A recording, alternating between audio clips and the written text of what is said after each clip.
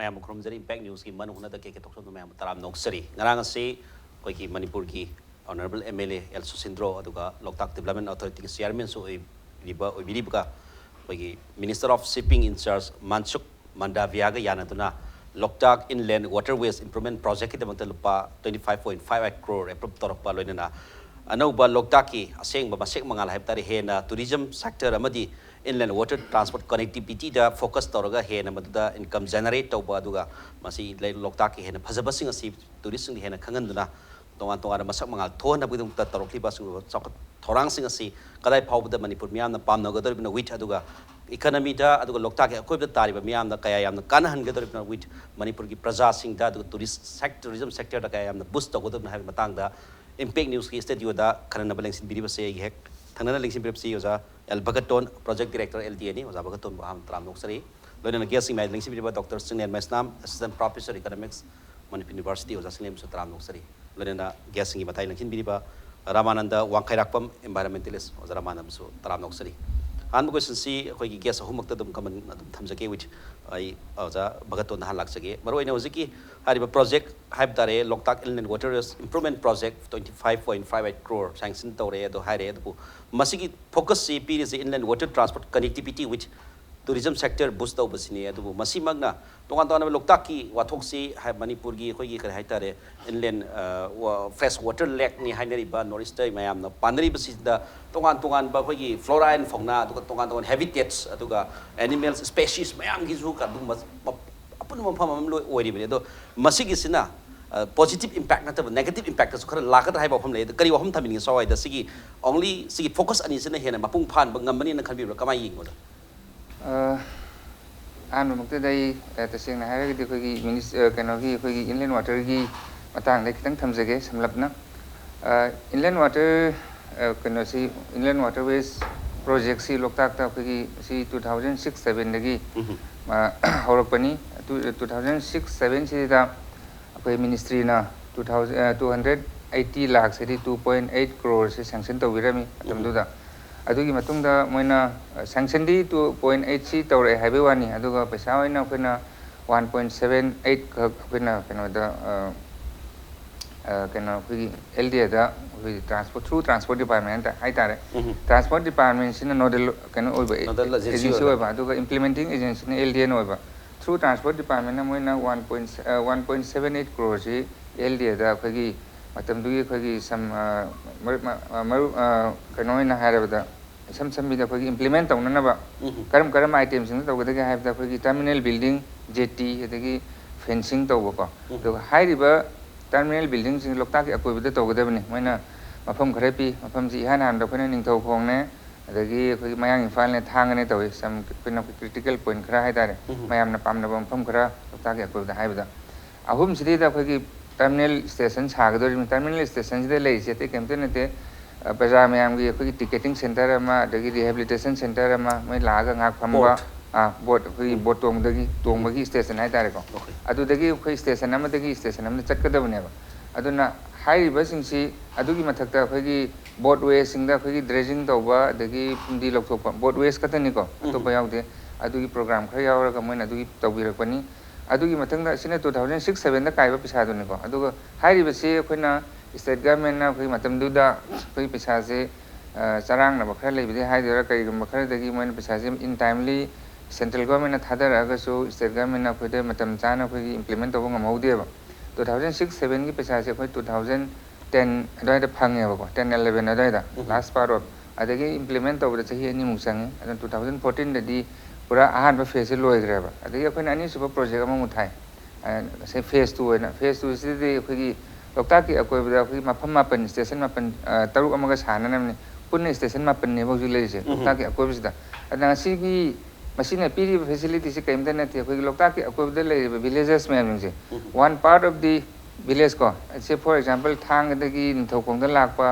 adagi thang adagi karang chatpa sorry keno chatpa khoi mayang phal chatpa tawul chatpa ko adagi khoi sandra da lakpa sigi route mapan se si all around the periphery of the lake se sidi da ku chatna na bagi mating ne waterways se chatna ni ko adna mate taseng na ha waterways sing si connect tawna na ba adu maduda lei station sing nu sar kan da paja mayam sing sinang sa gi waterways singsida khoi land route chatpadu di waterways ni chatpa sammi haibagi samju samba adi economically mai bhara jam ta bai tar ko say for example mayang bhan di khoi sandra da la ke tar ga di koi bharam da koi am sang la ka doi ne ba ko say madu da hardly khoi keno ko sangi kilometer mayang bhalam di som da la ko se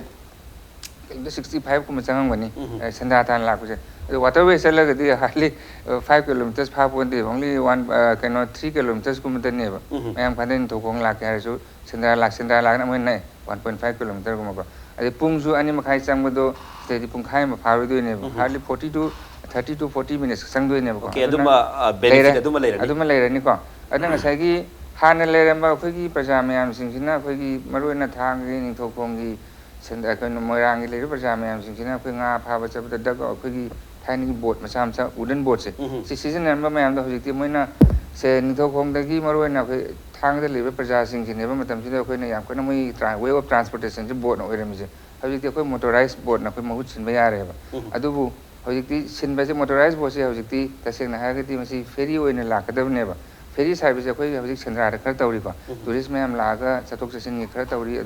adu ngasai khoi gi route sing se khoi gi handa ki august july da khoi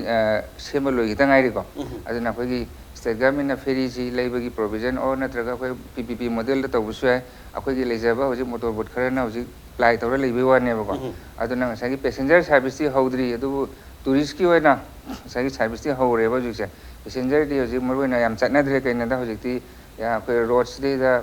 tongan makal gi vehicle me am thogla mi ate no shortage kai ka thogla mi na adu do na nam chatna ri adu once khoi na masi apply taw matam da di sam kana gum khar na thang de ning thog ko chat ki hai ta ra ga di ko madu chat pe kutong cha su le ra ka doi ne ba ko de ani so da ta hang bi gi ba khoi gi maduna khoi gi kano da environmental impact to effect le da hai da madu da sing na ha ga di masi akoi na logje re si loktak chi da loktak ki maru na ha di ko loktak se mosal le adagi masagi ma se kandabe ade kanjab to be ya di ha bi do adugi pandam dang sai khoi di ta sing na masina phumdi lokthok baga sagi rutu dredging to bu khatan ne ba ko aduna masidi yam kana impact of the lite adu kaibulam jawlom da sagi khoi gi sangai le ba som da protected area ram da khona to bu natam ni na adu yam kana impact lite ne masagi labi semaga sa din da haidok ajin to dana loktak ke thogu do nati ha ba duni adu ka masi inland transport connectivity people of khoi loktak ke khoi tari praja sing yam so kana bam di oi ra gani adu ka tourism sector so mayam gi attractive point dit lekin ha ni ozara manda lak sake same question duni oziki hariba oza kanano sai bi LD ki project director sai bi re madung ba benefit mayam di leire na ha bi re du ngai gi hajiri ba flora and fauna se the species mayam 435 species animals aqua fauna hai tare nga gi mayam am leire du nga gi largest products khoi gi manipur gi puthoi bani du 14 species khoi leire the 32000 migratory birds sahi mi live mayam singum ba mayam sisu loktak ki mingsel am loktak ki masal lamu ina dum leire bani singum mayam sita boat ki nil khong ba tourist mayam gi heli hanjal ko mayam sina affect oirodra have a point dunia to hojiki inland water transport facility and tourism sector sakhodan basida kari vision lai oja environmentalist samoya masigi issue si ai sumaina maningam da kitang ma yin project mat na ta da ko I think one of the problems here kai le ge da akoi LDA ke directors yoriko akoi an issue am toina bukat pa koina kano si kaino matam da akoi institutions safeguard loktak safeguard to the institution LDA loktak development authority and ladies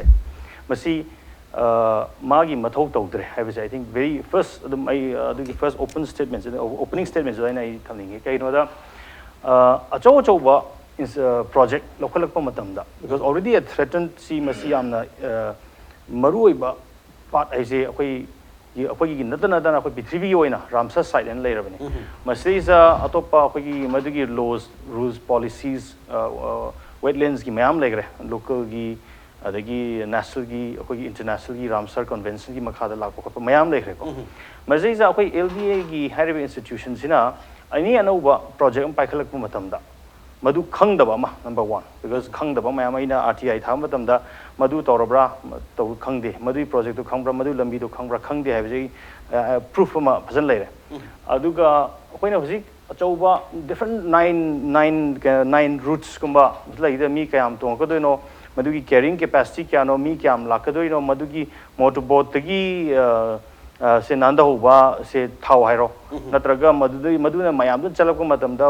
se wa se birds am very sensitive oiba phom se oire madung impact study sung to dana haidi smai to dana impact study to mayam project mayam se injali haiba ana masi I think institutional failure ne na ham badam thamjani masi se aduna bu masi institutional failure si accounting even keno bukta ngamakta badagi recent akoi high court ki Supreme Court ki process makha amda lakpa high court ki da August ki tang tereta akoi Manipur high court nasu no activity without the permission of the court high ground never aduna masi kamaina phase ama mamang da tawhedi high masi kamaina yepsalai no gyan ta de adubu the first foremost ko project phang daba crore adu phang daba that's a different story yes han but the most important ai wakal da impact assessment study, independent impact assessment study of the Huziki Hairiba Kanos inland waterways, LOKTAK, I think very important. Masi sensitivities already people of LOKTAK, the Ngami Singadi expressed out in the letter, 2014, 2011 November, the MOEF the Chitimi. A quite concerned oi.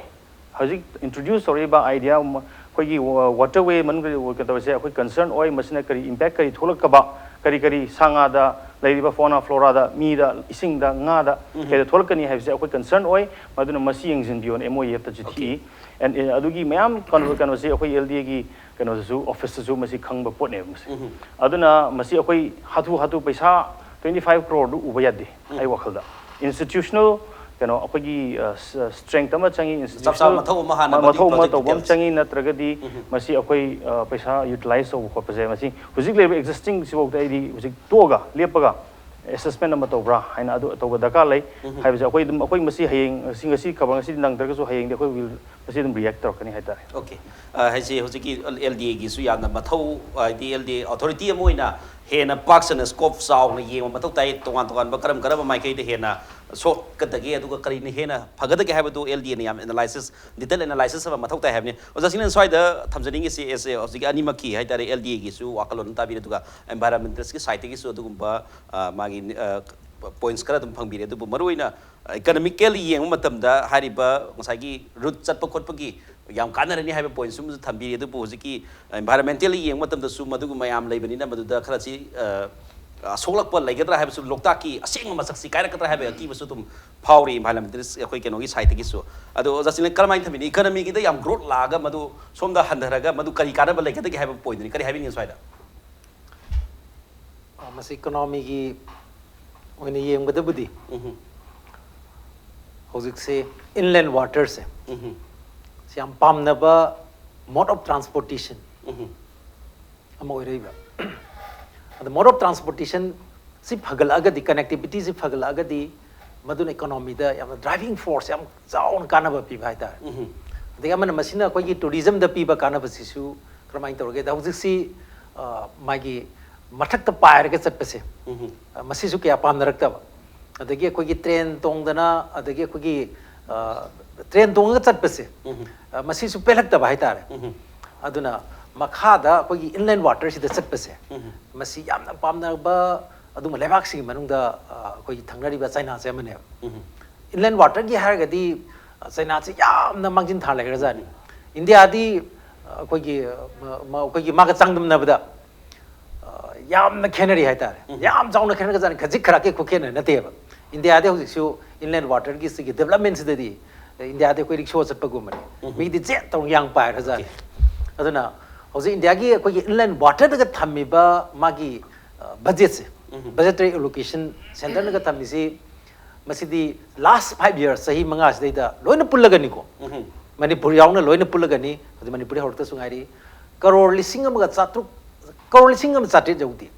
last 5 years se inland water ka kiwani ko whereas ko gi China da di hari ba sahi manga adusu mamangi sahi ai gi latest year ne ba India gi di moi di sahi 2005 ta gi 2010 boki manu se da adu gi sahi manga to adu compare to ni ko madu da moi di koi 1,10,000 crores ko me da moi di thada kharab ne budget thangre ba ne inland waters aduna China gi khena ba mana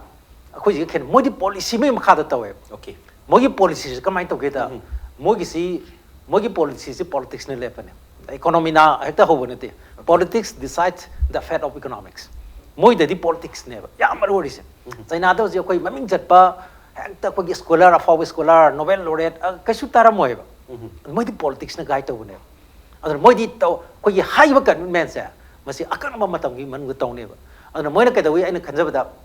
moi am da to risi development first ne ba. Development first, environment second.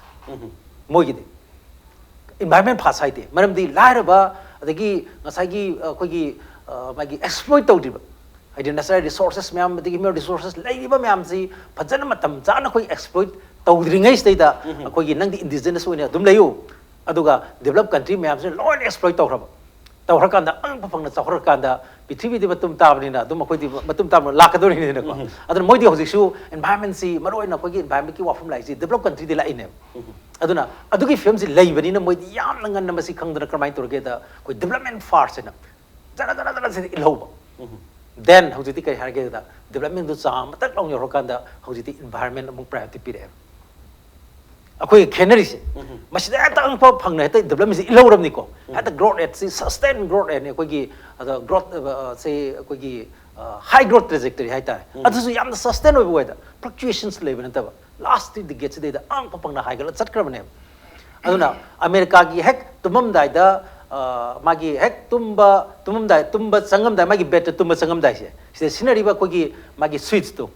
off on tori do madudagi na kogi man hetum hol kogi pai ba kogi toothbrush leidana siboksi made in China ori ne adagi magi macha kap pathem da kogi made in China na ta di yark trim ne sana potu bo made in China gi aduna sana posi masne dominate toksim laktana sana porti oiba koi film puto ine kogi western nom di bri sana posi kogi akiba ade angang ji de ki hen ba kolan boina natraga de koi toy market su dominate toksalakna angang jing ji gi chumnagi sana badana tar moi mind si da chang ki dana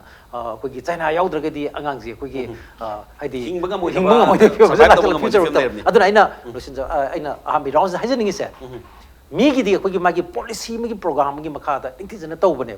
piecemeal manner da koi ngasai gi matam du gi tor pusi nataba aduna akhoi sadi ju wari se adune hoji environment ki clearance si hojiti basi yaudra yam ta yadre basi mandatory ogedam herani adubu inland water taw kambu se basi dagi moi di ayang hamatam escape taw hadi masigi mandatory oba provision aduna koi ngasing arang hai tare handiki 2019 simakta da moi scientists sing aduga environmentalist sing mayam nasu masi koi environment and the forest ki minister rasu masi pisal moi memorandum ki pisan dara inland water si ju masi da yahon biu natragadi koi project design to bo matam da environmental ki magi assessment ki jana torokta ba adigi atu da natar environment kan mari le na da atopa mayam su le ri si assessment to da ba mayam le ri ba hai ba project design to bo matam si da sigi assessment yam scientifically torakanda madu admai na torga di hena fani ka hai bagi posila ai ba ada hojik se mokramai to ge da world bank se masini yam kan encourage to ri ba inland waters de india da ano inland waters de torok pa ki tore akoi anak pa assam se masida moi ngasing rang se ni mo yari se moina loan gi achau pa chema mama bhar sarkar gi khutang da moina masi koi gi tanai hai tare the loan si billion in terms of koi nyan money da hai tare billion nipan gum gi chang teret ka 7.8 kum orangani masi gi si approve tawre world bank ade mo mai ganga gi de di billion se in dollar nate ko india gi money da koi gi billion se kunmari gumba adugi changsi moi ganga gi di moi already mama gi april dor ngani ya gi bedo ado masi aba matam da moi gi loan tong matam se moi di masagi environmental moi gi assessment gi team le je world bank gi moi loan je te icham tam pi de mai scientific assessment am si tor kan moi di pi do ni adu hairi ba punamak se hujik lakadoi di keno akoina karima project ama lokat pa matam da kana ba project economy da kana da trade da kana da tourism da kana da ba project sa masima paikhat pa matam da magi consent se magi area du da leba jaga du akoi da leriba local people singi community singi consent sa masi yaur gadi hen madu sustain to ngami adu mai su pae ba adu aina zum uzabda manipur gumba awang nongpok ski is the local iba project ayam ba sa masigi local gi consent community gi consent masi yaudne da tawkiba aduna kai dore paisa du la e na di uzik la ani adi athing bana la ani adai di adum tawra roi aduna nga sagi adum hek khawbu gi dum makok ta gi pau ta dri nge da feloi bai adu film dai ri se local loktak livelihood mission hai na ko masi mayam du gi economy du khan bata ra gi madu assessment fasan tawba tar ga di madu hena oja chinglen jo hai se madugi assessment jo yaw darga khoi kaino khangoi do ne for example LOKTAK livelihood mission se ana ama launch tawre chief minister ga yawarga chief minister ga yaw mata akoina hange khoi LDA da RTI da LOKTAK livelihood mission je akoi khangde yaw targa su inaugurate tawbi yaw ta jo LOKTAK livelihood mission haiba document ma lebam thoktra madu document leite adu masina kana kana do no kumain to do no kai di lawto no masi sungai to bine okay aduna piecemeal hojik ojan jo haibi do piecemeal mong the chathawgi mong say I think we have to stop okay kana oza sile no thambiri sigi si matang da koi gi kai tare local people ki concern su ya maru oi habam thambiri aduga environmentalist ji habiri ba koi gi madugi GK have tare madu takhrakan da madugi solakadaba mayam sadum yengdaba yadi have post thambiri LDA na there is concern authority moina madu detail analysis tawbirabra which policy kalma mai se bi duga environmental clearance po ero duga hariba 2011 da have tare rupees 360 crore grant toraga adu fishermen gi khoi phumdi mai thakiba phumdi 590 family admai taw hitana madugi wathok su yamna chauro LOKTAK si wathok adum haiba tare wathok si phajana thoko wathok ati phajana thoko wathok mayang sagem gi ne leraga su sigum bagi crisis mayam leiba sida LDA na as an authority moina sigi hariba anuba project ama 2006 7 9 gi su lakba project ni makha satharak pani haiba wafam leraga su karai phawte analysis to bi haiba question kare haibi ni soina LDA is institutional failure or have the I madu kitang I want to kitang noisy means why magi consent the madu to Mumbai but Hazik 2006 7 the gina pegi 2015 about the satellite image ying satellite image ying sebako I think I happy LOKTAK we were talking my 360 crore do the high maps it is fake never fake needy the Sajan never fake it Asumadunatego fake never I did Akoi LOKTAK Development Authority Matamdu the 2008 9 the planning commission lady planning commission LOKTAK se Kandavaya de Nakaina Matamsita lady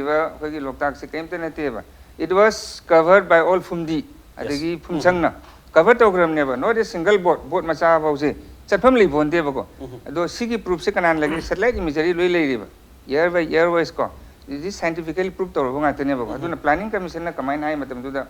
yes, no LOKTAK can get target. First you have to remove all this from these. Circle me athapumzi. Athapumga pumsang the lady mayam the giddy estray and pum lay mayam LOKTAK trinity no LOKTAK can be swung amaki. Eddie ecologically go. I cannot disturb the urban never go. The president and LOKTAK can jump to high target. First you have to remove this one. See a song of his head of pin a Adu matam do the moina planning commission 2008 9 is the 374 crore sanction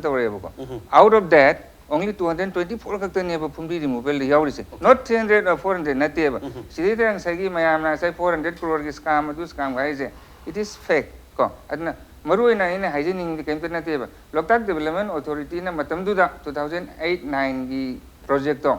ten implement of whole never. Ten implement it Taurum Drabo. Who knows the fate of the leg? Head of the leg. Okay. LOKTAK doing as a quick hundred wire. Just like football field, Matam do the co.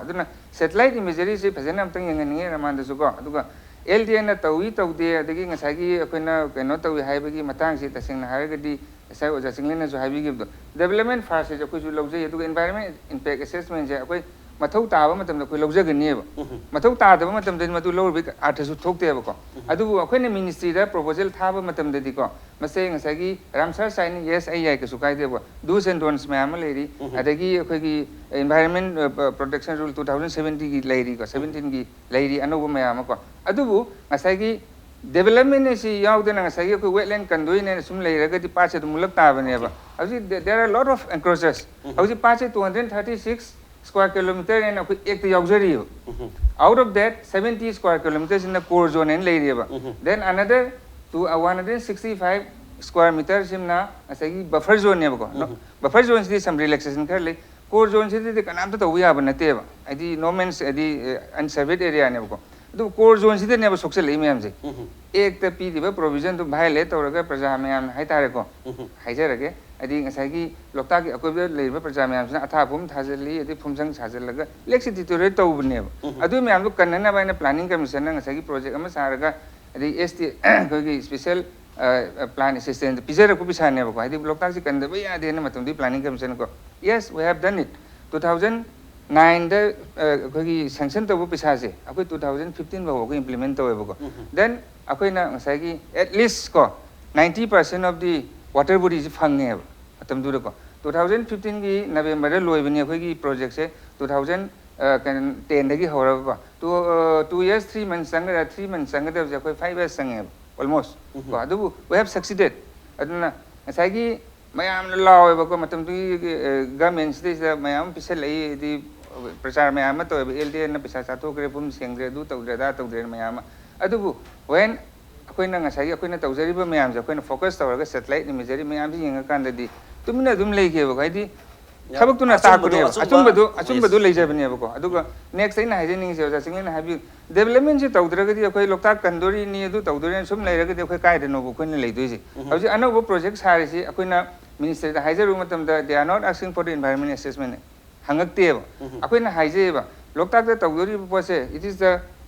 benefit of the people adi tourism the boost of godoi ne adu development yaw den akoi ngasai gi ramsar saini loktak kandoi ne sum pham lei raga di karai dei chakoi pano akoi manipur da lak doi ji hauji tourist ma ama sangai festival gi lai ba ko asi tourist ma akoi nukti gi boating to holle lai to holi samoi karang de saninge adi ning to kong saninge across to ningen to ba ko but it doesn't harm lek to akai ba pi bi na te ba adi akoi littering to raga ngasai gi ising molen ban na te ba ising da molen li ba adi keno to holi si a phum sang de le ba praja mayam dun ne yes they are directly defecating inside the lake hardly 200 300 people lay ne museum cham chani hau jik se khoi evict to ra matung angsu illegally lay ri ne ba moi si adu ita ga khoi kamai chak khutui no sin ne moi du di environment sok ta bra ba aina hangning po se ngasai gi ai Ramananda ne hai du hai jab ni ko adu nang ngasai ne hai je development na ma to ra matam da kitang do's and don'ts khari kai batare chakut na ba ma porok pa matam da ngasai feature du dikhadi madu ki semok sin sarkar lagi khari ta utare du ngasai benefit du last di loktak se hayang le hori du loktak se je khoi laine na bani ba khoi sinjari ji future generation da haujik le ba phibam se after 10 years ko kari gumba khoi na kari gumba ta hodra ga di there will be no lake okay loktak ki marai baksi tasen harakan da phari bra phat bra LDA leibadagi hen develop tawribra aduga madu hena soction bagi mogam da prajana uri basi madu lan gani haibaduni LDA ge so yamna sabsa mathau tawri haibaduni matak matang yam tentak prem lo sige prem tung de ko yam thoran lakse game ping ni sumien tadon lebiu notice the break matung da mayam mo khar taram nok sari naine jari basi loktak inland waterways aduga loktak ki tasena ima loktak ki marai bag haibitare ano projects sing lakpa aduga scientifically saukal lakpa mayam sina tasena loktak sigi pibam si hena pagalak dori bra people the kana piga dori bra praja sing da tourism da tonga tonga sectors ni hena pagatpam oige dori bra haibsini adu break mamang si oza LDA gi CR LDA gi kana project director na tonga tonga LDA gi magi mathau mangam sing aduga tori magi loktak phana bi dong da paikal bi thabak sing me tang jo sarak pa haibi khre du matang da koi goja Ramananda laksage point sing sai haibi bi LDA gi cross question number su thambi khre LDA na kare hena mathau pangtok ti haibi gi magi supporting kare haitare answers me am su bi khre which koi loktak ki magi keno se koi gi haiba sarak pa area haibi oja Bhagaton thambi ba maina koina subject to correction 287 square kilometer smaina high koi thengna jaba da which catchment area the 980 square kilometer ga high aduga average depth se 8.9 something smaina leiba se adu bunga sai ferry gumba lakpa transport system lak matam di madu tasena loktak si pungai nei ga haiba question da ki bisu phau da di na ti which sai gi environmental assessment si gumba paisa mayam lakpa matam da environment assessment gi no question for environmental assessment environment clearance ki question leite adu hena phagana batawni LDAC for the benefit welfare of the loktak sigi damakta thambani habigi laki bani habigi adungla supporting answers mayam su dai kari habini swai da tongan tom angle si yang kan da madu analysis mayam to mutum se environmental samoina do loktak ki akoi bda lei ba praja mayam gi koi gi mouthpiece samoina kari habini swai da kari angle kari vision lei koi loktak ki khana ba matam da koi loktak ki praja amadi kano LDA khatang khana ba di yaroi aibadi masisa koi ithai barrage ki issue pukhatabadi yaro adu masi mayam koi LDA ki on documents na ithai barrage ki impact si am well documented han ba hodor pa matam da aduga in fact koi existing koi hujik lai riba chief minister even governor na bo masi ithai barrage decommission gi wari du ta yogra ba wani koi ngarang han gi koi even hujik existing koi lai riba koi MP RK Ranjan su decommission da wari se madu aspect ma am important oi bra na khanje yes aduga hojik akoi aduna ai concern se akoi concern ji institutional failure na haijeri haijabe maram ji kaino da akoina loktak si masigi yai pharakta bagi wari si urak akoi 200 mayai da floating huts mayam da leiba mi chani chhum ka mi chatruk chhatret hairone maduna kumain wariba maduna kumain leriba aduga moina kari kyam molhan ge haiba kot adusu khanaba mathuk tai moina sun molhan di haibidi yaro adubu moida blame game da udusu I think akoi result thoi haiba khanaba da thoi haiba keno da nambul dagi changpa nambul dagi atopa turen different akoi water keno dagi molhan magi ba sang oi point mem se all of Imphal se changi almost literally natra adaloi changi ne aduna sendra rom da khatang langna ubudu khatang di ya koi sregi sigi nambe nakanda leiba turen ji hondharaga changba yengbi ho dum haidi adugi aspect di completely husik se seng daga pura nam olaga husik pata ta sandana mayam leiri ne husik se ko LD na ju khangba pone se adune akoi concern je akoi ne LD ji kalhaning bai wari du ne as an institution negative kano dunati hen vigilant oiba economic development su madu balance of akoi China gi model budi highly create bu China gi model da bo yeng matam da adugi just akoi sideline da ina pusin jing basi kano de akoi even China da different crisis hola bane because mo gi chali ba kano duna ai akoi gi pal mam ji hok da badagi injali ba economic development model duna but even then I think adu madam do adugi moi push out ko da proper assessment thammi haibigi pod di make sing ta ina China da su ana sif ai de aina inland waterway ki khangning was question hang baya base aina kano se khoi why waterways in Loktak why waterways in Barak Valley khoi ADB ne fan ta waterways in kano da Brahmaputra iturenda adagi khoi gi atopa khoi gi sidway port ka samna waterways ki adugi trade link adu da global volume achoba da tauna ba trade link route mayam same ba in Loktak why have questions I think adu ama understand the one thing have hojikti passenger yam tawde tourist khara taw hai but what kind of tourist adu du mayam assessment taw matung da very comprehensive understanding matung the impact to even economic impact to economic forecast to bogo taw yai adu taw de vida taw tar gari it's a problem sini haijening bi aduna mamang da koi ni yengja matam da so koi even kanogi mayang Imphal dagi som tawbulom da sari ba lambi gi matang da adu koi we have raised concern with koi LD da so concern tawre koi court so koi raise tawre madugi impact to lambi si impact si kaino hoji waterways kan de lambi su sari imni even thang ga kano komla khonga lambi saba hormne mi kan me court case taw da thing kan tawrim ne adu hoji in fact koi concern am sule koi moirang to sendra gi lambi sajali se pura the block tawrim ne Loktak si mache free oina lagi tab do mache khaidat dim ne aduda adu mayam si una akoi institution je active oraktab si concern ne I bluntly thamjabe wani adu maduni ai it's a agony hai tare Loktak ki agony okay oza Bhagaton dam lak chata hoji poison why waterways in Loktak le yam maru oina pra maduna tourism sector sai tourism ki tourist ki ti khara hoji sangai festival lebrina adu mukhra di concern oi have ne du whole year the tourist ki kano sidi yamna scope si yam saw dine ti maru ina focus taming sai hausan sai bigre akoi bde leiba mayam du ta hena waterways torokan economy da kara hena develop ta gudra have the question dine du boza kano na koi gi Ramananda yamna clearly have that why waterways in Loktak have question dine kara have ni sai kai na tang sai gi Ramananda haibi ba tabul mayang phang road ama leirami ko asi sim leire adagi di asi komla kong kano gi mayang faltu thanga gi kanogi karang haibam su leirame ba lei heba hujise lei haibdi wasi develop tawge to ma koi thingre adagi tabul mayang fal road si from the very beginning akoina aina khanga koda do masi leirame ba sigi kona se ko adubu ase masigi hairi ba lambi se akoina ngasagi project 2006-7 da akogi inland tawge matam se di road ki kano se am people can phalam deba adu isu matak ta ngasai Loktak ki akoi de lai se more than 36 villages ne village sing sigi ngasai gi moi gi chatli ba khoi gi moi khudong thiba mayam ising de chappa matam se ngasai ja ba ningthau khong da gi na thang ga ba da lai ba khoi ngami khoi gi ngayon bi mayam si hi si da pik thalaga nek launa salim ne ising da du web ta ngasai gi lup ta na ira na si ba khudong thi mayam lai ki ba ko masi mayam si uru ba da gi matam du gi hai ta ko matam du da khoi gi Inland Waterways Authority of India na agency ministry ki makha ko मोई team में लागा ngasagi Manipur की transport department तो मोई सर्वे हम तो गे बको एदी inland waterways सी लोकताक त मसी तोबु यागद्रा फिजिबली ओइब्रा ओइदेब्रा तो मोइना सर्वे हम तो मतुंग द ngasagi अखोगी लोकताक डेवलपमेंट अथॉरिटी तो मोइना नै प्रोजेक्ट हम साबिरो अदुगा थ्रू ट्रांसपोर्ट थाबिरो इन हाइबनेबा आफ्टर सर्वेइंग द को अदु मोइन फिजिबल ओइबा लेई कैना दा हुजिक चटलिबा अखोगी मयाम से आइदी विलेज समथिंग विलेज समदा लाकपा अदगी मरु ओइना ngasagi ngami मयाम सिंगिना ngasagi एना हाइजबदो थांगदगी निथोकोंग लागा निथोकोंगदगी मु कनो तान इम्फाल तान पुरकदोइन पोट मयाम से अदगी मु निथोकोंगदगी मु मखोगी मचिनजाक से मु पुरकान थांगदा ngasai karang चटकिदोइन बको मसिगी मयाम से मु उग्रेबको मतम दुई वारी नि कोइ हाइजैसे उबसे Mona why not we started inland waterways in Loktak not on first stage ni ko sila nithokong tu thanga adagi mayang phalse masi uru te moina si route ahum jana horok pane ba adagi akoina khalle mathang route ahum ji ngasagi apply to ba ya gadi why not we expand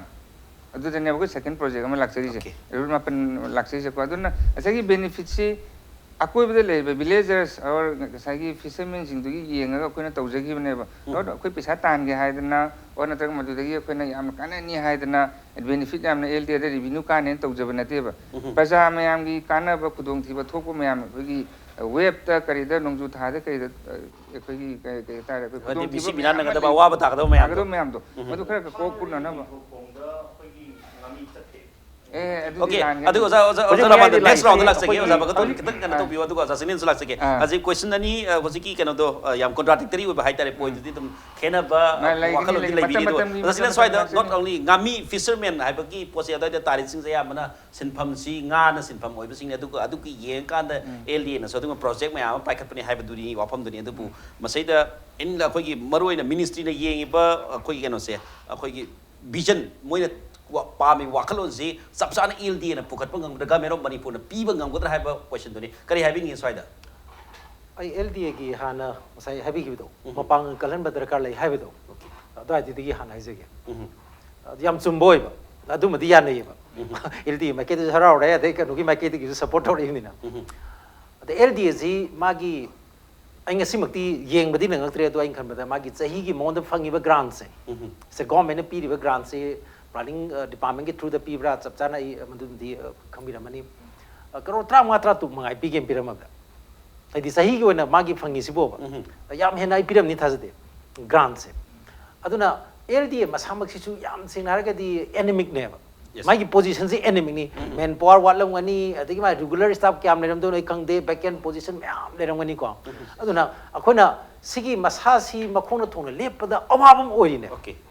awam mori masaje drip ka pa hingi ba na bam ne madu da khoina ngasagi expectation myam to busu yaro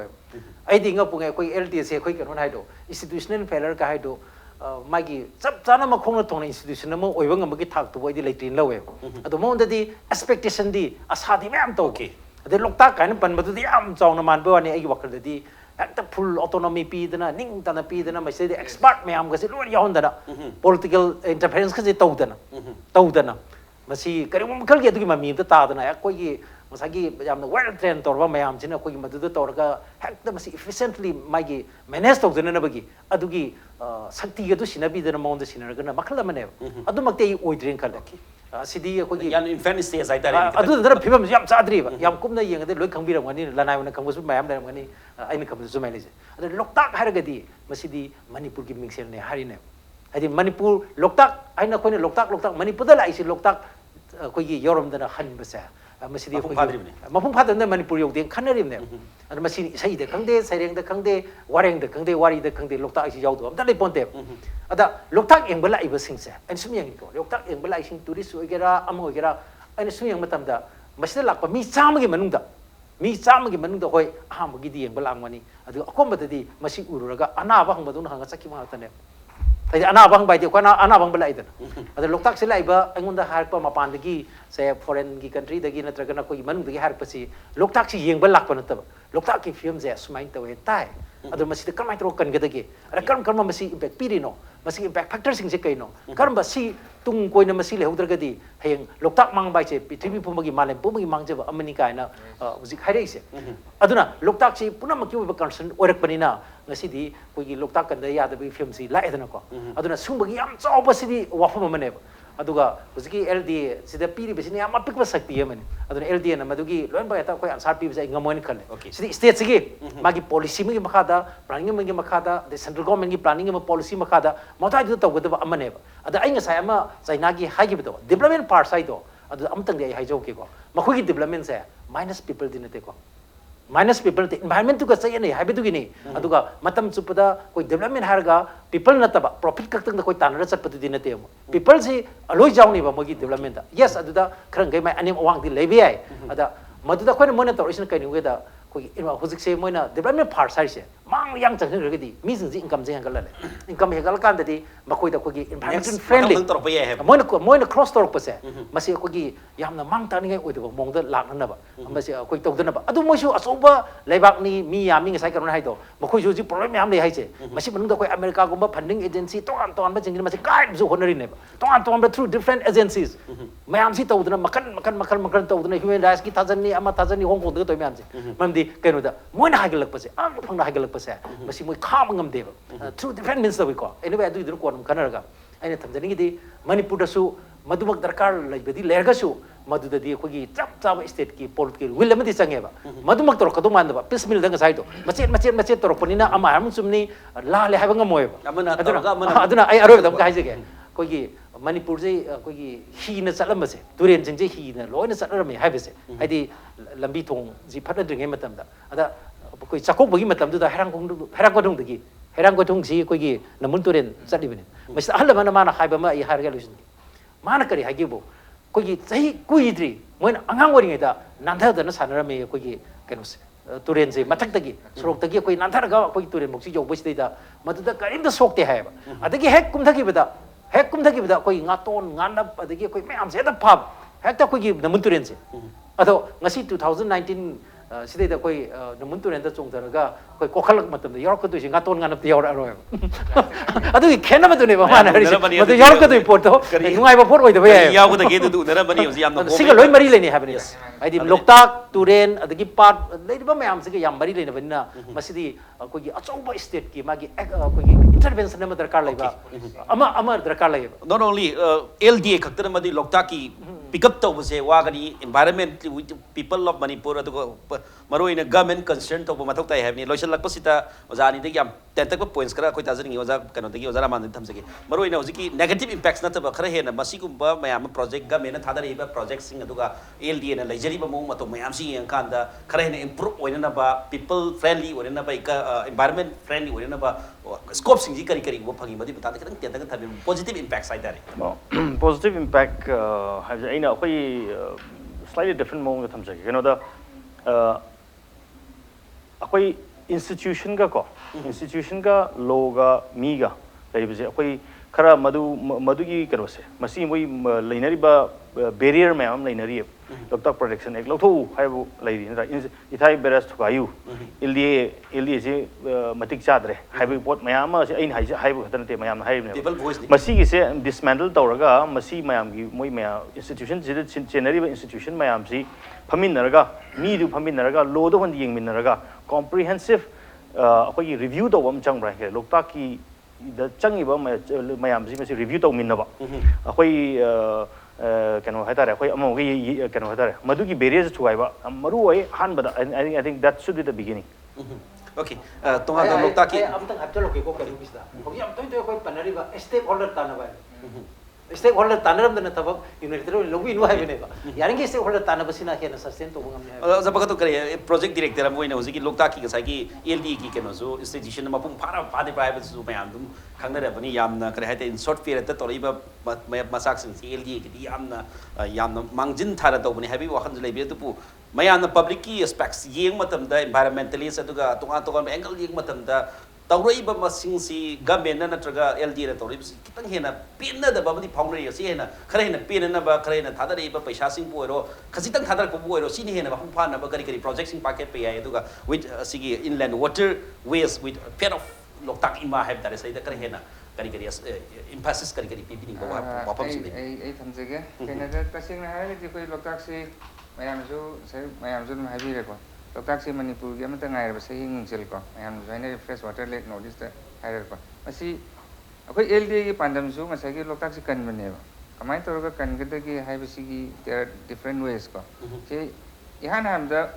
loktak si mai health si fatre ngasai habi do namun turen di tarai ba kogi nutrients mayam moirang turen dagi adagi di nambol tureri ko sigi mayam sina ngasai loktak sida ngasai phumdi se proliferate torok yam chawa